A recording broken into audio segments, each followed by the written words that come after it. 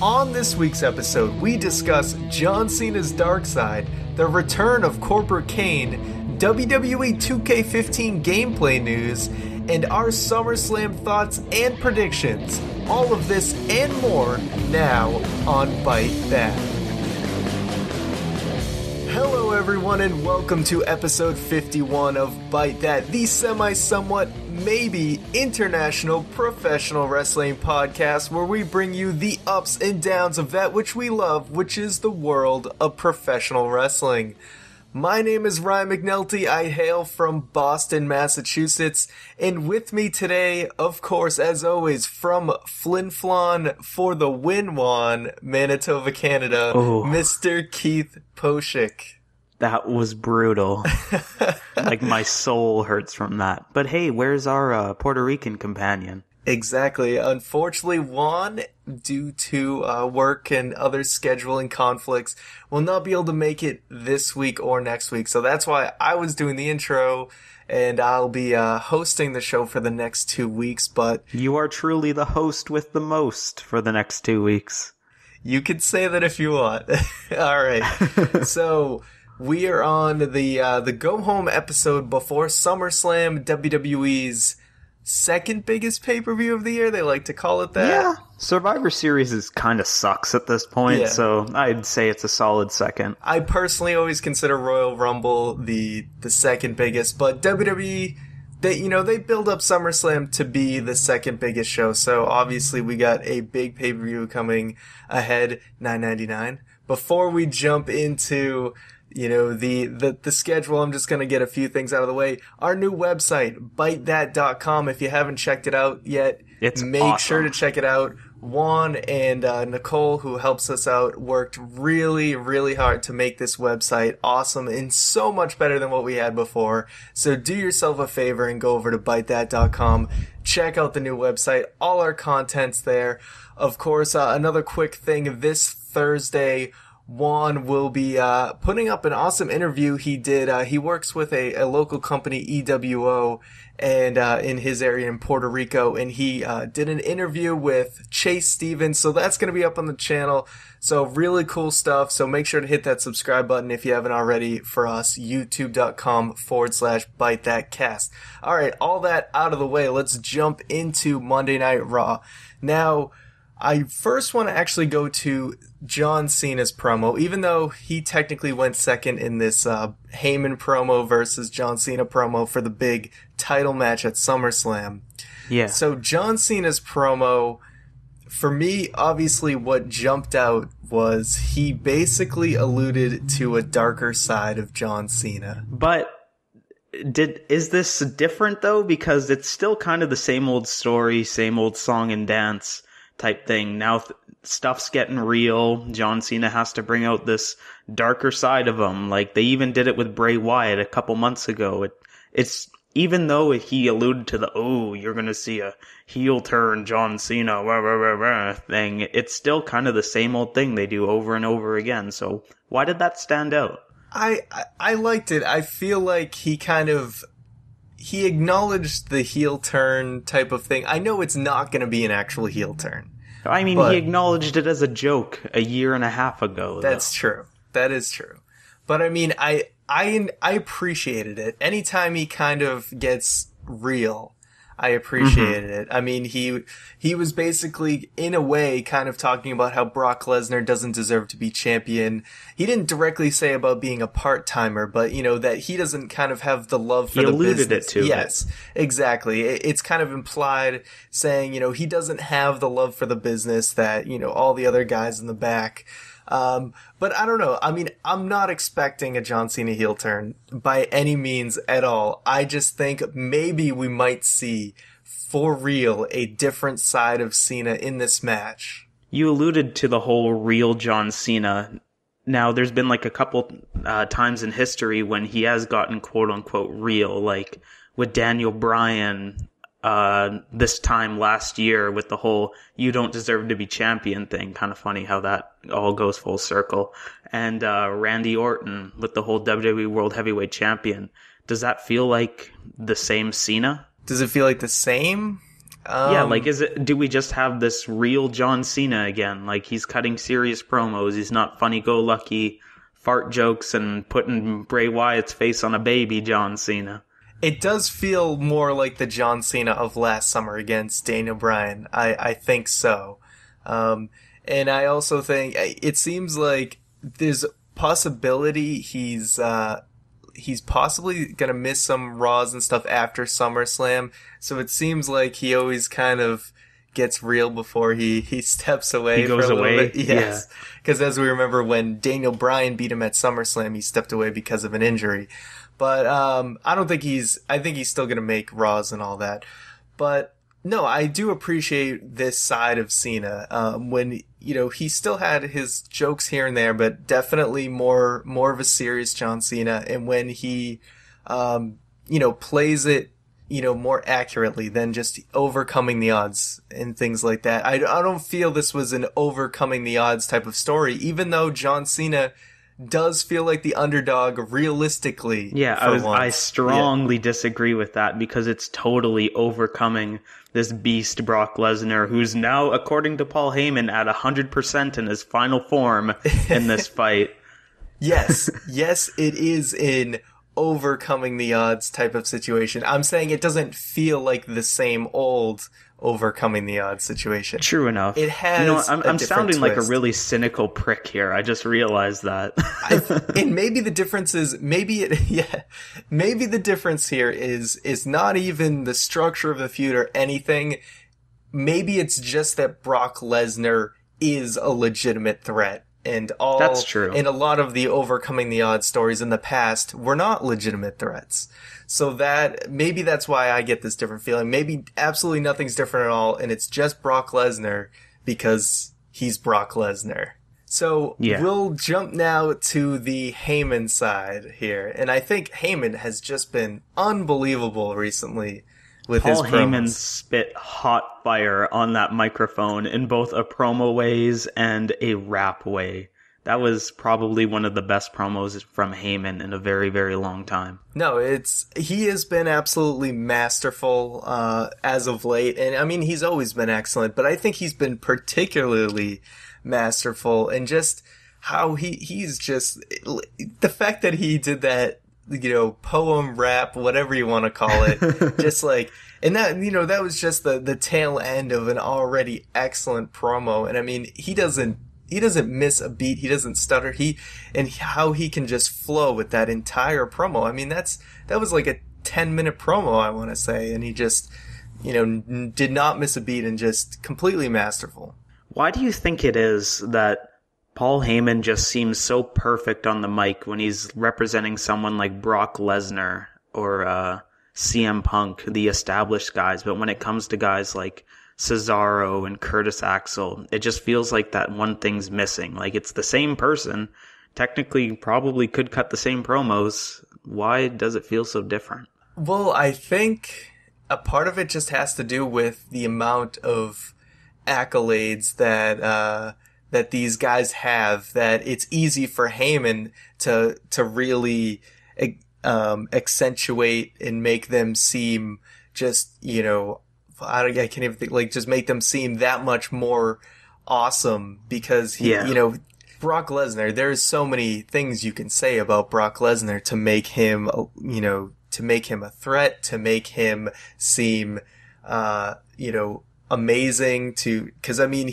his body of work speaks for itself, and Heyman just drills it in that much more.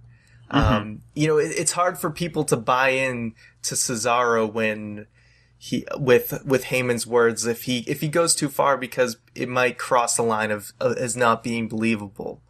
Or someone like Curtis Axel, because no one had really bought into Curtis Axel. And how much can you say about Curtis Axel? If you're not buying into the wrestler, then you're not going to believe what the manager's saying about him. So that's true. Sometimes what the manager says helps you buy in, but if it's too much too soon, maybe, it has to be complemented by what they do in the ring. And Cesaro is an excellent wrestler, but, they didn't do a whole lot there. I mean, I feel like Heyman didn't cut, most of his promo work was 21 and the one behind the one and 21-1, then oh yeah, Cesaro is here too. Yeah, then we have the King of Swing. Yeah, I mean, let's be honest here. Was Heyman cutting 10-minute promos about Curtis Axel? No. Was that's Heyman true. cutting 10-minute promos about Cesaro? No. Maybe if he'd give them a little bit more, treatment, it might have worked, but it didn't. So, I mean, it's too late to know now, but... Yeah, I just think that's an interesting little point. It is. How things can feel so different coming from the same person. No, it's true. And we just have to look at the fact that at this time now, the most recent people that Heyman managed were the guys that worked were the guys who were already established. Somehow things just didn't work out with Curtis Axel, Ryback, and Cesaro. But, I mean, that doesn't entirely fall on Heyman or even Cesaro, Axel, or Ryback. Sometimes things just don't click, or they aren't given the proper time or whatever. Yeah, because, I mean, at the end of the day, Axel was just cannon fodder for Punk, so it's kind of hard to blame that on him. Yes, he kind of got thrown into a situation where it was difficult for him to succeed because there were things going on around him that were just much bigger than him, and he really just never got a chance to develop there. Yeah. So I'm going to move on to another thing on Raw. So we saw last week that Kane removed his mask and was basically done being the Demon Kane. Yeah. So now, just like a couple months ago, Kane comes out and he's back to Corporate Kane. Just magically everything's back to the way it was a couple months ago. So what I want to bring to you is, what are your thoughts on just sort of this flip-flop of, oh, we got, Team Hell No Kane, then we got Corporate Kane, now we're on Demon Kane, now we're back to Corporate Kane. I thought it was awesome when Kane started talking about himself in a third person, like, you beat Kane last week. That's basically like beating two guys. That was awesome, but it feels like they don't really know what to do with Kane, because, correct me if I'm wrong, but if Daniel Bryan didn't get injured, Kane would not be around right now. Like, weren't they writing Kane off? Like, the Demon was only supposed to be a super temporary thing for Daniel Bryan. I don't know if they were planning on writing Kane off. Because weren't they supposed to do like a Buried Alive match? They were. The feud was supposed to go longer. Possibly Kane would have been written off for a shorter period of time. I don't think that was his retirement or anything. Maybe he was going to take not retirement, but just like a little bit of time off. That is so possible. Maybe that just didn't happen. So now they needed to find a way to go back to this whole Corporate Kane thing, because let's be honest, the Demon was getting real stale. He was hastily becoming a jobber, kind of like a backseat. Oh, here's the big guy that we're going to use to build Roman Reigns every week, building up to his big match against Triple H or Randy Orton in this case. And then Kane's just kind of here doing the jobber thing. So at least with Corporate Kane, the whole jobber thing makes a little more sense. Well, yeah, I mean, my feelings were that when he switched back to the Demon Kane, I was actually kind of let down because I thought Corporate Kane was actually pretty refreshing, and I actually didn't want Corporate Kane to go away. And like I said, I thought he looked more badass with the suit pants, choke slam, and the wife beater and everything. Yeah, that was bad arse. So I'm glad he's back to Corporate Kane, because I honestly thought that was working better in the Demon Kane. I mean, poor Kane. I mean, the guy is like, he has gone through so much character change, through the years, and it's not like the Undertaker where the character changes but every version's kind of cool. It's like Kane's really had a lot of ups and downs. Yeah. Remember when Kane was a face and he would do like some arm pumping thing at the end of every match? It was like around the ECW time. And I don't know why, but that's never left me. And I still think it is one of the stupidest things ever. I remember him doing that at a house show, actually. Oh, yay. But by the way, he didn't miss a beat with Corporate Kane, because it took him a grand total of one promo to horribly mess up a line. We didn't get farting or anything like that, but we got 6 weeks till SummerSlam. Yep. That's the new swerve. Oh, you thought it was this Sunday? Nope, 6 weeks from now. So anyway, I mean, I'm sure we'll see more from Corporate Kane Corporate Kane. I pulled the cane. They're right there. But Yeah. we'll see more of Corporate... Whoa, I cannot talk. Anyway, we will see more of Corporate Kane in the coming weeks and see, you know, what are they going to do with him? Is he going to wrestle, or is he just going to be another member of the Authority as just kind of an on-air personality? So IGN and a few other websites have been releasing news on WWE 2K15. So we've been kind of getting bits and pieces of information throughout the days. We do know... still no gameplay footage, though. Yes, still no gameplay. Possibly after SummerSlam weekend. A lot of stuff usually comes out around then. So we'll keep you guys updated on that. But what's come out so far is we have learned that there's going to be, as part of the 2 career modes, there's one, obviously, where you play as your own created character and kind of work your way up, which we still haven't got much information on. But we did get a lot of information on the other mode, which is going to be focusing on 2 historical feuds in WWE, one of which being Triple H versus Shawn Michaels, the other one, interestingly, being CM Punk versus John Cena. So that's right, CM Punk, this will probably be his last WWE game, so we get one more time playing as CM Punk before it's all over. And what better way than to actually have a story mode that focuses on, you know, probably the best feud in the last 5 years, if not more, which is John Cena versus CM Punk. So, Keith, what are your feelings? I know, I didn't bring you a question yet. I just needed a pause there. So, right, Keith, what are your feelings on both of these feuds? I mean, if they're going to pick feuds to do it, those are definitely 2 great ones. The thing that I find the most interesting, like, they're going into crazy detail. Like, I believe it's somewhere around 38 matches for the John Cena CM Punk thing that you play.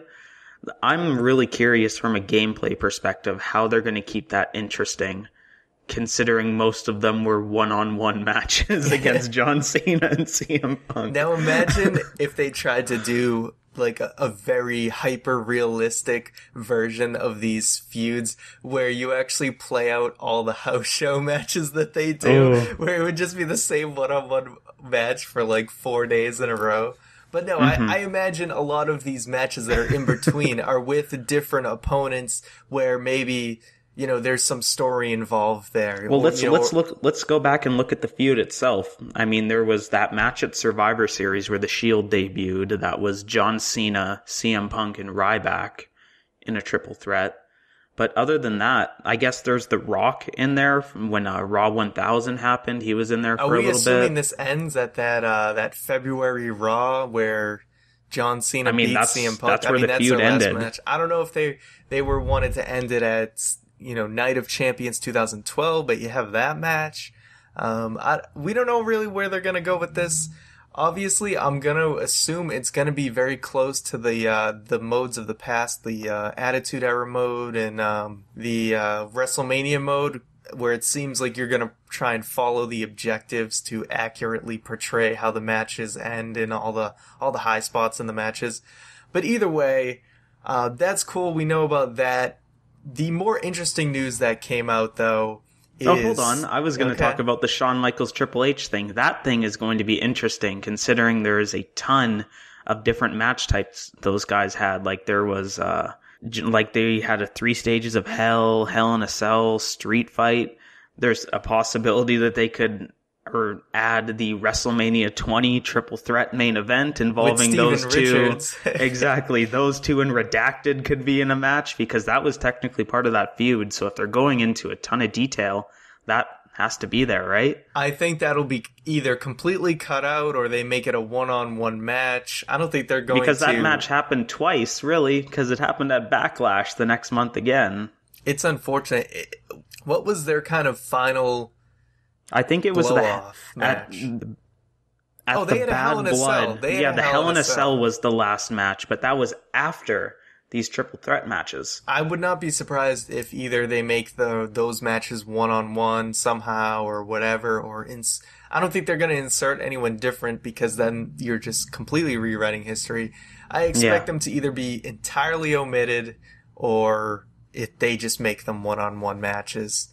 But anyway, the other thing I wanted to get into is we did get a write-up on IGN that goes into the gameplay, sort of the mechanics and how things are going to change. And this is pretty much something I've been asking for. You can listen back to plenty of old episodes where I talked about things I wanted in WWE 2K15. And right here, it looks like I'm getting something that I'd love to see, and I'm sure a lot of people would. And that's just a total revamp of match pacing and gameplay mechanics, how the grapple system is, how all that is. You can't just open a match with a DDT, because what WWE match do you see that happen? You see that happen all the time in a backyard wrestling match, I'm sure, but you never see that in WWE unless it's some gimmick jobber match or whatever.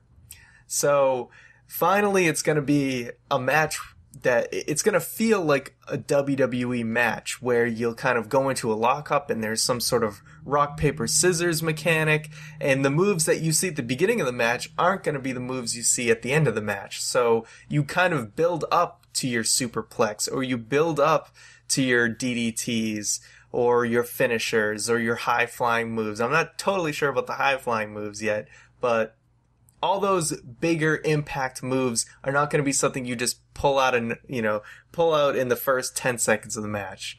So after reading this, Keith, how do you feel about the gameplay mechanics and how it's going to go? We kind of touched on this last week, but there's that line between realism and fun gameplay. And I'm really curious where this is going to fall on that, because yeah, they could add all these animations and like build up and ramping up to the big moves. But when you play your 100th match, is that still going to be fun? Or is it just going to be going through the motions until you get the guy beat up enough that you can do a suplex, you can do a DDT? Like, how does that stay fun? No, I mean, that is an interesting point. And you also have to think about, they're improving the pacing of the match. But is pacing of the match going to parallel with pacing of gameplay? And is that in the flow of gameplay? So, some of these mini game things I'm reading about, I'm hoping that they're not intrusive in that they feel like, oh, I got to go through all these stupid little mini games just to do a move. So you do make a good point. I really hope it's still fun, even if it may be more realistic of a simulator. But if it's not fun, then we're not going to play it. Plus, how bogged down by, that's a weird word, how bogged down by animation do you think it's going to be? Because there's like two types of gameplay things. It's something that feels smooth, and then there's something that feels like you're restricted by animation, like you're just waiting for it to go through the things. Like the example that comes to mind is that "You Can't See Me" strike that was in the old games, where every single time you'd hit the button, you do the "You Can't See Me" taunt, and then he would go for the punch. And how many moves are going to feel like that in the name of quote unquote realism? No, it's true, because I mean, there has to be that sort of connection between pushing a button and having an action happen.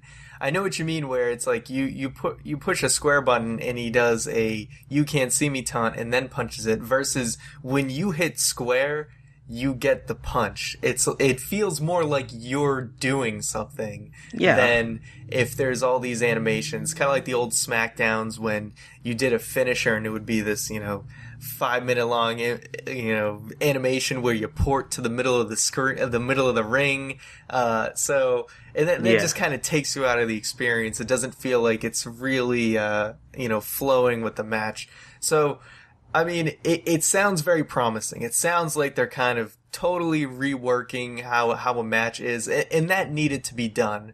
So it remains to be seen if it's going to be fun. Now, another thing that they mentioned in this IGN article is that they're bringing back stamina. Now, I remember stamina from back in the day, and it really sucked. Do you think it's just going to be the same old song and dance, or? It is a concern, definitely. I think SmackDown versus Raw 2007 had it. I think that was the first year. Because I think back to our old matches where we would play like SmackDown 06 or 07 where the stamina was there, And then, like, every match would just boil down to, let's do a move, wait for our stamina to build up, do another one, and then it completely destroyed the pace of the Absolutely, match. absolutely. And you would have to like stop and hold select or something to recharge Yeah. your stamina. So we're hoping it's not that. It may be something along the lines of you just can't do 50 high flying moves in a row. It may just be, or he starts slowing down or something like that. So if you do a high flying move and then you're going for a second one, you're going to be so slow that the guy's going to be able to catch up and throw you off the top because, you know, you got greedy and we're trying to do 2 high flying moves. So Yeah. that would be something which increases strategy. You have to say, oh, I can't just run around the ring the whole time. I have to actually plan out when I'm going to do a move so that I'm not vulnerable in this aspect. So that's sort of the dream. We'll see if they go with that. But I do want to move on to something else.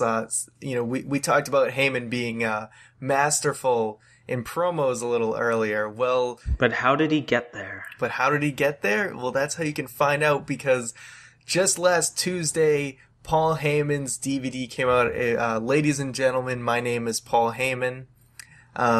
We watched it. We watched it, and we just It was kind of pretty wanted to good. share our thoughts on it. So this DVD, I think, if you're a wrestling fan at all, so if you're listening to this podcast, you should watch this DVD. Not only is the production value on its own Through the roof. the best production value they've ever done for a DVD, but this may be the best documentary DVD that WWE has ever done. They go through Paul Heyman's entire career. They gloss over a few points, but everything that needs to be there, I think, is there.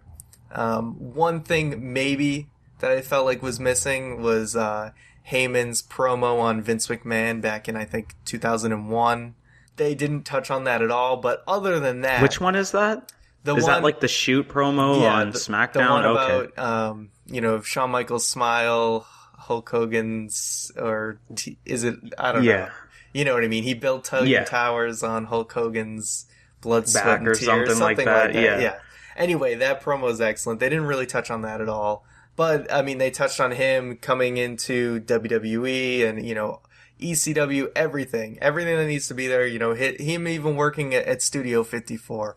But anyway, Keith, your feelings on the DVD. It's a great DVD, plain and simple. Like Ryan said, if you're listening to this podcast, you should probably watch that DVD because it's fascinating. I think Paul Heyman, I look up to Paul E. dangerously, like as a entertainer and a performer and a businessman. And, it's just a really good, interesting story of his life. They don't sugarcoat anything either. Like there's parts where Stephanie McMahon comes off a little rude, but what she's saying is not exactly wrong about how Paul Heyman failed to do some things. He couldn't pick his hills to die on, I think was the exact quote on some of the stuff when he was writing SmackDown. And yeah, it's just a really interesting story. Yeah, exactly. You get a lot of good insight. There's a lot of backstage footage of ECW stuff that a lot of people may never even known existed. I know I didn't. You really see how Paul Heyman kind of ran ECW. They spend a lot of time on ECW, which is great. They give it a lot of attention. It's a Paul Heyman DVD. Exactly. You kind of have to. Oh, absolutely. I think it was given the right amount of attention is what I'm saying. And that there was a lot of cool information there. Even a tidbit about there was a time where Shane McMahon almost ran ECW as an internet-only show. So there's a lot of cool information, especially them talking about when Heyman was writing for SmackDown and how it was actually beating Raw in the ratings, which I didn't even know until now about that. So definitely check that out. We can't stress that enough. And another thing we can't stress enough is, of course, this week's Tweet of the Week.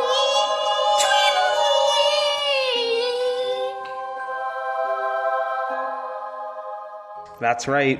As we are prone to say around these parts, it's the shot of money time. It's tweet of the week, and this week, totally not a tweet. It's a YouTube comment of the week, so I guess YouTube comment of the week.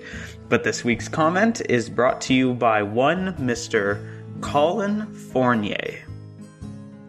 And Colin says, I'd rather pay $9.99 to listen to Keith than get the WWE Network. Thanks, buddy. Tweet of the week! Tweet of the week!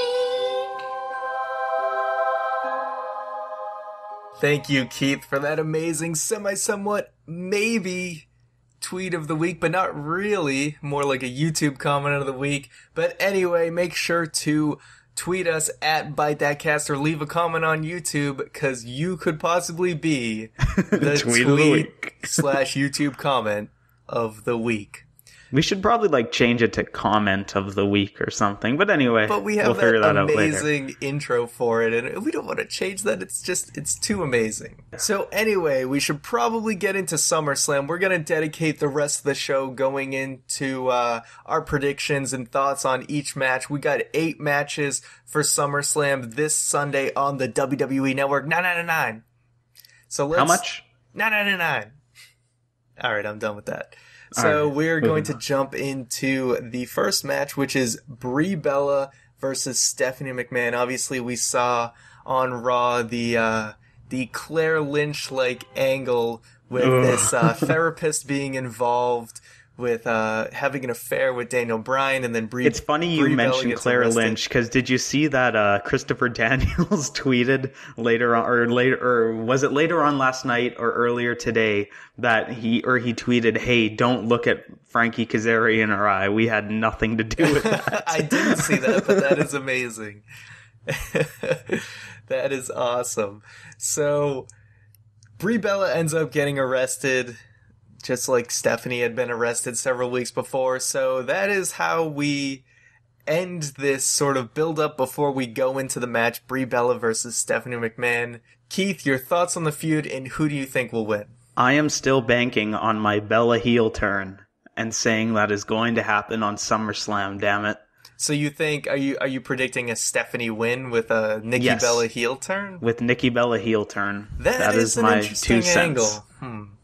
You do bring up a good point there. That is possible, because then they could do a rematch at Night of Champions where maybe Brie Bella gets the win. Or even do Bella versus Bella at Night of Champions. That's true, Bella versus Bella. I still think Brie Bella is going to win here, and that's what I'm going to go with my prediction, is because I don't see Stephanie doing more than one match. Your angle is obviously possible, but I think it's going to, it's just going to have Brie go over Stephanie McMahon, and that's sort of the end of it. I don't really see Steph getting involved in a long-term angle where she is involved in the ring. We'll see what happens there. I like that we have kind of differing opinions on this, but now we're going to move on. So Bray Wyatt versus Chris Jericho. In this match, Luke Harper and Eric Rowan are both banned from ringside, so we know we're not going to expect... we still could get it anyway, but I actually expect this to be... Because, when they ban them, it means they're probably just going to show up anyway. Yep. But possibly we get a straight-up one-on-one match, no interference or anything, so truly we see, who's going to be the better man here. So, Keith... I'm hoping that, Luke Harper and Eric Rowan just stay out of the match, and then Bray Wyatt just gets a clean win on Jericho. Because he kind of needs it, not from, he's been losing a bunch of things, standpoint, but he's kind of looked weak ever since the feud with John Cena. He never really got a true quote-unquote clean win on John Cena. And that was coming off that match against Daniel Bryan at the Royal Rumble, where it was just, how would you describe it? Just like an ass kicking, basically, that they gave to each other. And Wyatt looked really strong coming off that. And I hope this match kind of resembles that same feeling. Absolutely. I think you make some excellent points there. Bray Wyatt never really got that strong win over John Cena, and then Chris Jericho obviously beat him at at the previous pay-per-view. So was it what was it, Battleground? It was Battleground that Jericho gets the win. A lot of people upset that Bray Wyatt didn't get the win there, but now Jericho's a little bit more legitimized for getting that win there because he loses a lot of pay-per-view matches, we know, when he makes his returns. So having Bray Wyatt here, no interference, this is the perfect time to give Bray Wyatt that legit win over a top star. And, this is it. I mean, I don't think Jericho's going to be sticking around too much longer. He's always been great about elevating talent. So I fully expect I think Bray this Wyatt, is his last pay-per-view. Because I think most likely Fozzie's going on tour in a couple of weeks with... I think it's like Theory of the Dead Man or something like that. So he's probably leaving right after SummerSlam. Yeah, absolutely. Maybe he's on the Raw after. But either way, Bray Wyatt, we're both picking him to get a much-needed strong win. He had an awesome promo on this week's Raw. I think that segment with Jericho and Wyatt's probably the best thing they've done in the entire feud. So I'm amped for this match, and I'm hoping to see Bray Wyatt get that win. So moving on to Roman Reigns versus Randy Orton. So this is obviously Reigns' first big singles match at a pay-per-view. He was in the Money in the Bank title match, and then he was in a Fatal 4-Way at Battleground. Right, Fatal 4-Way. That's why. This is the true test for Roman Reigns as a single star, going up against Randy Orton. We know Randy Orton can go, so if this match looks bad, it's probably going to rest entirely on the shoulders of Roman Reigns.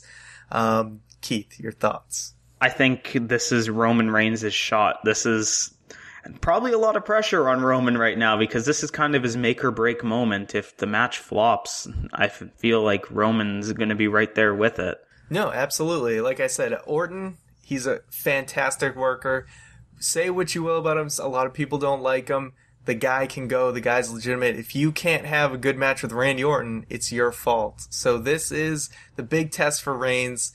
I'm going with Roman Reigns, by the way. I don't think I said that. I'm going with Reigns as well. They obviously want to build him to be the next star. So, and plus he has not won his several pay-per-view matches now. So they want to make him look strong. When was his last win? I guess at Payback. What was that Payback? What did he do at Payback? That was Evolution versus The Shield. Oh, that's right, because they had won an Extreme Rules in Payback. So yes, he has not had a pay-per-view win since The Shield broke up. So this is obviously much needed, and that's crazy. I think it's pretty obvious that Roman Reigns is most likely going to get the win here. Hold on a moment. Quick tangent. Is Seth Rollins the only member of The Shield that has won a pay-per-view match since The Shield broke up? Absolutely. Huh.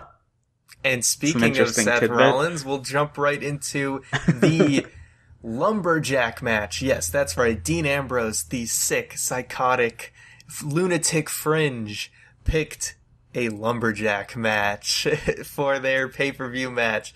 So, I mean, Keith, your thoughts just on the stipulation alone. Do you think it's weak? I don't think it's weak. I think it lives or dies if Dean Ambrose's character gets to pick the Lumberjacks. Because what if it's just like a bunch of crazy homeless people surrounding the ring? Like, Dean Ambrose found all these people off the street, and now they're surrounding the ring. See, I would appreciate that. I don't know if that's going to happen or not. This could also be another way of having a stipulation while not going too overboard, because maybe they want to have this feud go even longer and save some bigger stipulations for down the road. But you are right that Seth Rollins is the only one to win a match, pay-per-view match, since the Shields broke up, as the battleground match between these two never actually happened. So we're finally going to get the singles match with this feud. This feud has been pretty amazing. It's awesome. Been my favorite part of the show for quite a while now. And so we have the Lumberjacks. So it does make sense with the story because Seth Rollins has been trying to run away from Ambrose, at every corner. So the Lumberjacks are going to prevent Rollins from being able to run away from Ambrose. who's actually going to win here? This is tough. This is a real tough choice, but I'm really hoping for Ambrose here. Seth Rollins has been built up quite a bit, winning Money in the Bank. So I think it's important that Dean Ambrose gets a win here. And plus, I mean, Dean Ambrose has probably been my favorite part of the show. So I want to see this guy get a win. I agree. I think this is Dean Ambrose's match. And on a side note, I think this is going to be the match that steals the show. No offense against Roman Reigns or Randy Orton, but I think this match is going to completely outshine them. Absolutely. I mean, we know what Seth Rollins is capable of, and Dean Ambrose has just been just unpredictable and very entertaining in the ring and his character and everything. And this is just this is a feud. This is a blood feud that you really feel it. It has meaning. Yes. It's not just a beat up man because he did X to me. It's like there's hatred and there's. It's not even just, it's weird because it's almost like comedic hatred in a way. Well, it's like you look at Roman Reigns versus Randy Orton and Seth Rollins versus Dean Ambrose side by side, and it really feels like, obviously there's more history with the Shield breaking up and everything, but the way that it's been presented, the way that Ambrose has really sold how much he wants to destroy Rollins, you really feel that. It feels like a blood feud, like he's out for Rollins. It feels organic. You could take the Randy Orton and Roman Reigns feud and put any other superstar in it, and it would probably go exactly the same. You feel the hatred that they have for each other in this. And I think the word we keep using is feel. So basically, we feel this feud. We do not feel the other feud nearly as strong. It touches our feels very hard. It gets us right in the feels. So anyway, we're both predicting Ambrose with our hearts. Maybe not with our brains. We're going to use our hearts because we feel. All right, we're going to move on to the flag match. Speaking of crappy stipulations. Flag match. Now, what are the exact stipulations of a flag match? Do they have to just put it in the flag holder or whatever? The flag hole, you might say. I don't know, because I don't even think the WWE knows what a flag match is, because wasn't JBL mentioning like you could win this by pinfall or submission? Really? Did he say that? I remember hearing something about that. My guess it was going to be something like See, I thought there would be like flag holder on the top of the stage or the ramp, and then you just have to take your flag, put it there, and then you win the match. Or, it could be something like an on a pole match, except it's, there's a little pedestal or something on each corner, and you got to get the flag up there. Either way, however this match is going to work, if it has nothing to do with flags and it's just about if there was ever a pre-show match, a flag match screams it. But the thing is, the crowd's hot for their Murica, man. They love it. They're all over this. So anyway, Jack Swagger versus Rusev. Who's winning? I mean, it has to be Swagger, right? But I'd prefer to see Rusev win, honestly. See, I'm thinking this is the big win for Jack Swagger. Rusev can obviously afford the loss. He's been just, people have just been fed to him for quite a few months now. And, it's time that Rusev steps out of that invincibility aura. Because that's when I feel like a wrestler truly develops. A lot of these new guys, Ryback, Brock Lesnar, they all had that sort of, Brock Lesnar may have never lost it, but No, he never lost the invincibility aura. When Ryback had that invincibility aura, now he sort of just works like a regular wrestler, and his matches are better for it. So I think once Rusev kind of takes that first loss, that'll kind of help towards the development of Rusev. But either way, Jack Swagger's got to get the win here. Yeah. I don't know. I just don't see the point in having Jack Swagger win. Like, fool me once, shame on you. Fool me twice, 3, 4, 5 times. We have to win the Cold War, okay? We have to win it. Oh, right. As a Canadian, I don't get it.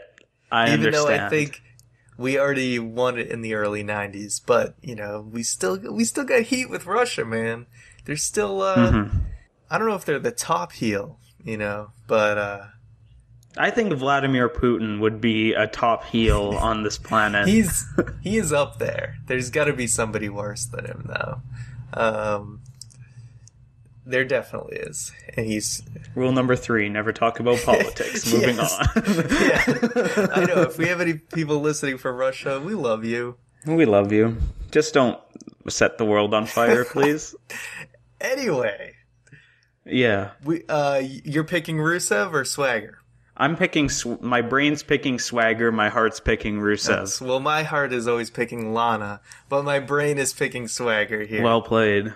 Moving on to Mr. Hollywood Miz, the Intercontinental Champion, putting his title on the line against the show-off Dolph Ziggler. Your thoughts? It's going to be a solid match. I mean, they've had this match before. They probably had it on a SummerSlam.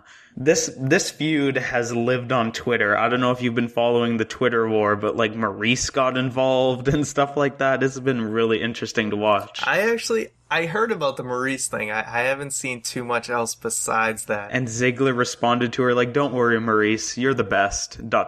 wrestler and ... in your house." That's the best. Well, I definitely appreciate that. And this feud, I'm really digging the Hollywood Miz character. I'm going with the fact that he's probably going to retain here, but nevertheless, I'm going with the Miz. I'm happy to see Dolph Ziggler at least involved in a good program like this. It's given both guys something to do. These were two guys who, 6 months ago weren't really doing much of anything at all. So it's good to see this. They both feel a little bit refreshed. It's nice to have, like I said, Ziggler in a title match. He's probably not going to win here because I think they want to go with this Hollywood Miz character, and it's probably too soon to take the belt off of him. Also, when he wears that white suit with the white Intercontinental title belt, man, guy's looking good. Let's be real here.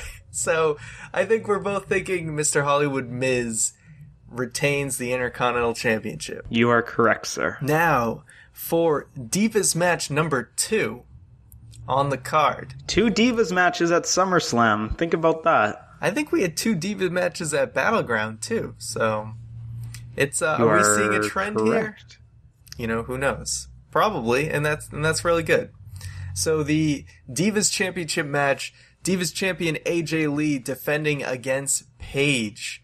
So we've seen this feud evolve. They started out showing up and just surprise winning the title, and then AJ shows up and surprise wins it back, so they've been back and forth with that. Then they're friends and competing as friends. Then Paige turns on AJ, and now it's... drops a sick poem last week on Raw, or this week, whatever week we're on. Where Paige is, talking trash yet saying how much they're friends, and this weird frenemy feud going on. It's different. It's definitely different. It's not what I expected at all. But your thoughts on who's going to win? I think AJ's going to win this one, but I just hope it's a solid match that really... It's going to be, even though it's at a big pay-per-view, I think it's going to be a feud developing match, and I hope it's just a really solid match between the two. Yeah, absolutely. I mean, we can look at their match at Battleground, and it really was kind of a letdown. I think it was missing something. Yes, I think we expected so much from these two because these are 2 divas we're probably more excited about than any diva in a long time. So I think we just expected fireworks and chemistry and just an awesome match right out of the gate. Keith is smiling. There's a Katy Perry joke somewhere in there. Move on. Yes, very much so. But I think maybe they find their, just somewhat maybe they really kind of hit their mark, find their chemistry, and we get an awesome match. I also expect AJ Lee to retain, but I hope this feud continues. There's a lot of potential here to have them kind of trade the title back and forth. I think that's perfectly acceptable in this type of feud. If they want to continue it that way, I think so. They've already kind of traded it back and forth now, so I don't think it would be too far off to do that again. And also just to keep Paige looking strong. But I don't think that's going to happen. I think I would like to see that, but I still think in my brain that AJ Lee is going to retain. You're a poet and you didn't know it. Ha ha ha. Now, we move on. The big one. To the big one. The John Cena, Brock Lesnar WWE World Heavyweight Championship match. So we touched on some of the build-up earlier here. We know their history that, this was a match that happened at Extreme Rules 2012. Brock Lesnar comes back, loses to John Cena. Paul Heyman says at the time that Lesnar was at 50%. So now we are at 100% Brock Lesnar versus John Cena. He's basically Frieza. Yes, he is Frieza. He is 100% Frieza, which if you played the Dragon Ball Z video games, he is super jacked, just like Brock Lesnar.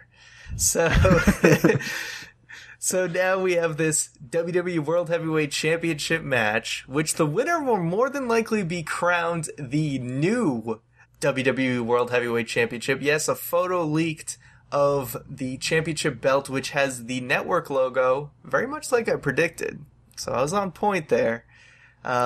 With the network logo, and we can imagine that this probably means we're going to have one belt. So the new network logo is debuting after SummerSlam, so the winner of this match is most likely getting that belt.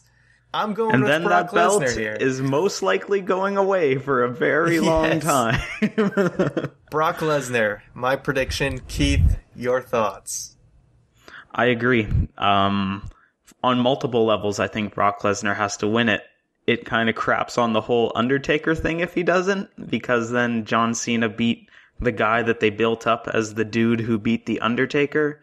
I think Brock Lesnar would be a great champion. It would kind of add a little bit of mystique back to the belt and try and build it up more. But, if John Cena were to win, I think we would see a cash-in by Seth Rollins later that night. So you think we'd get the exact same thing happening at SummerSlam that happened at last year's SummerSlam? I think so. You don't think that's... Think about it. Would you want to see that? Think about it. I would rather see Brock Lesnar walk out with the title.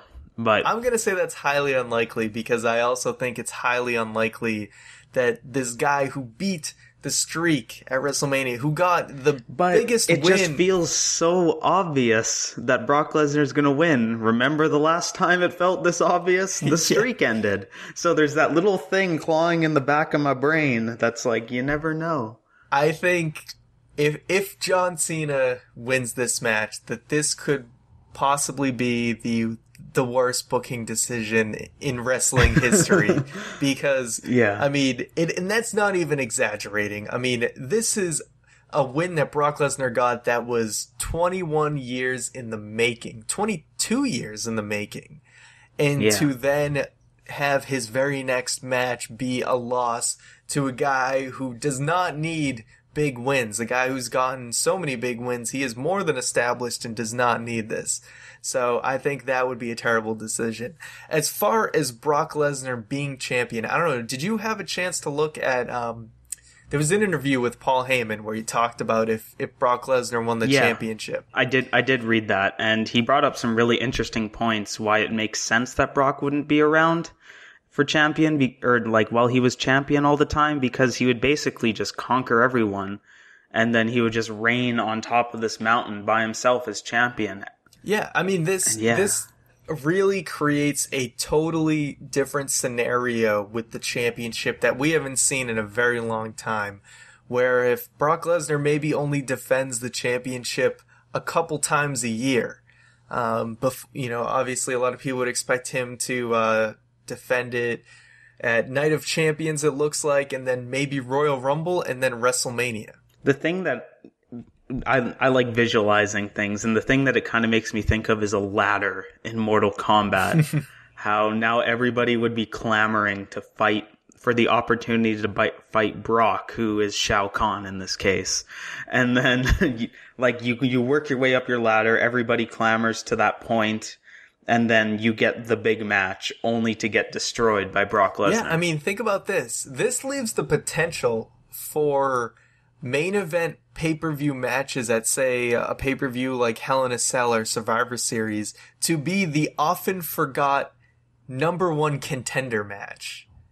Yeah. Where people are actually, fighting tooth and nail just to get a shot at the title. It's not, because, too much in the years has it been, I'm just going to punch you in the face until you give me a title shot. It didn't really there isn't really number one contenders matches anymore. Like, think about the last two SummerSlams. They've handed out the number one contender. Exactly. We'll see him for the Intercontinental title match here and there, but for the big one, for the championship, we never see number one contender matches anymore. The last one might have actually been that John Cena CM Punk match we talked about. There's and that was on definitely Raw. some room for that, and to have the title defended only so many times a year will actually elevate the Intercontinental title match and also make WWE title matches just feel special. So we're both picking Brock Lesnar. It's really going to change the whole landscape of the roster and how the show runs if he wins it. So it's going to be very interesting. And we hope he wins it for the sake of The Undertaker, at least. All right, so we have SummerSlam this Sunday. So we are super hyped for that, and we're going to be tweeting all along with that, so make sure to follow us at Byte That Cast. The last thing I do want to talk about, not wrestling related at all, but obviously many of you have heard that Robin Williams passed away. We're recording this on Tuesday, so just yesterday. We just wanted to kind of, share our feelings on it. Obviously, it's very... Pay a little bit of respect to the man. Absolutely. We grew up in a generation where he was in so many great movies that, were a part of our lives. I remember this was way after the show was done, but I remember being at my grandma's house every morning watching Mork and Mindy. And that's really where that was. Yeah, you go far back, man. I go back. I think, but my first memory is probably, with anything Robin Williams, it has to be the movie Aladdin, which as a kid was probably my favorite movie growing up. Genie. I was actually the genie for Halloween. One year, so that's... I could see you being a pretty good genie. It was probably the cheesiest looking costume ever, but nevertheless, that's how much I love that movie and how much I love the genie. But just so many great movies, and he's so versatile. There was some flubbers of movies, as one might say. Even though people can look back and say those movies were terrible, I mean, as a kid, I loved Flubber. I loved that movie Jack, where he's he's supposed to be a little kid, but he looks like he's 40 years old. So as a kid, I absolutely loved those movies. But not only a great actor, but a fantastic stand-up comedian as well. If you've never seen Robin Williams stand up, do yourself a favor. Absolutely. The guy, and he's just so quick-witted and just on fire, rapid fire. So much that sometimes you couldn't even keep up with him. But nevertheless, Robin Williams, rest in peace. We love you. We all grew up with you, and you're seeing so much love from around the world. Showing how remarkable he really was. Just thank you. Yes, thank you, Robin Williams. Thank you. No better way than to say thank you. So that is going to do it for this week's show. I want to thank everyone for tuning in. Don't forget to subscribe to us on our YouTube channel, youtube.com/Byte That Cast. Check out the new ByteThat.com. All our content's up there, so you definitely want to check that out. As I said before, this Thursday, Juan is going to show his EWO interview with former TNA superstar Chase Stevens. So definitely check that out as well. Don't forget to always like us on Facebook, facebook.com/Byte That Cast. And hey, we're on episode 51 now, and we also want to send out a thank you to everyone else who we didn't mention last week in our shoutouts. Just thank you everyone for supporting us. We really appreciate everyone who listens for taking a chance on the little guy. We know there's so many other podcast options out there, so we want to thank each and every one of you for tuning into our show and hope that you continue to listen as the weeks continue. So that is all I got for you guys this week. On behalf of myself and Keith, we will see you next week. Bye-bye.